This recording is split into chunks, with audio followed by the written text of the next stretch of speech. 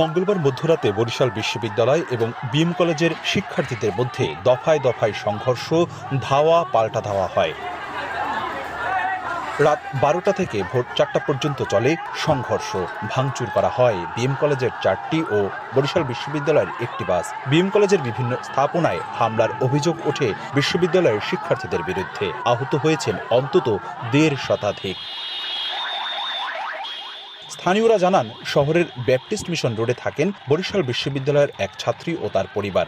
সেই শিক্ষার্থীর সঙ্গে পাশের বিএম কলেজের আরেক ছাত্রীর পরিবারের জমি নিয়ে বিরোধ চলছিল। সোমবার রাত 10টার দিকে বিরোধপূর্ণ সেই জমি নিয়ে কথা বলতে যায় বিএম কলেজের কিছু শিক্ষার্থী। কথার কাটাকাটির এক পর্যায়ে বিএম কলেজের শিক্ষার্থী মুস্তাফিজুর রহমানকে মারধরের অভিযোগ ওঠে বরিশাল বিশ্ববিদ্যালয়ের শিক্ষার্থীদের বিরুদ্ধে। ওরা আমাদের ক্যাম্পাসে ঢুকে আমার ছাত্র ভাইদের উপর হামলা করেছে। আমাদের বাসে আক্রমণ করে, আমাদের অনেক স্টুডেন্টদেরকে মানে বাসে স্টুডেন্ট থাকা অবস্থায় তাদের উপরে হামলা করে।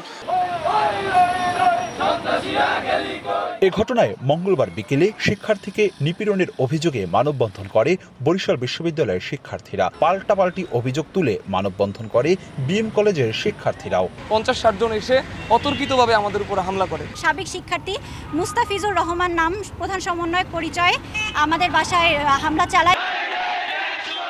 মঙ্গলবার রাতে চাঁদাবাজির অভিযোগে নগরীর বটতলা এলাকায় বিশ্ববিদ্যালয়ের 2 জন শিক্ষার্থীকে মারধর করে বিএম কলেজের শিক্ষার্থীরা।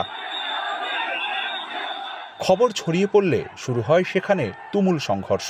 দ্বিতীয় দফায় সংঘর্ষ হয় বিএম কলেজ এলাকায়। পরে সেনাবাহিনী ভোররাতে পরিস্থিতি নিয়ন্ত্রণে নিলেও এখনও পরিবেশ থমথমে। শিক্ষা এবং শিক্ষাঙ্গনের সার্বিক স্থিতিশীলতার জন্য আমাদের যে অবস্থাটি চলছে এটা কাম্য না। বিষয়টা নিয়ে কিভাবে ছাত্রদের পাশে এবং এই সমস্যার সমাধান করতে পারি সেটা নিয়ে আমরা অবশ্যই একটা উদ্যোগ নেব। এ ঘটনায় কোতোয়ালি মডেল থানায় গেলেও দুপুর পর্যন্ত পুলিশের কোনো বক্তব্য পাওয়া যায়নি।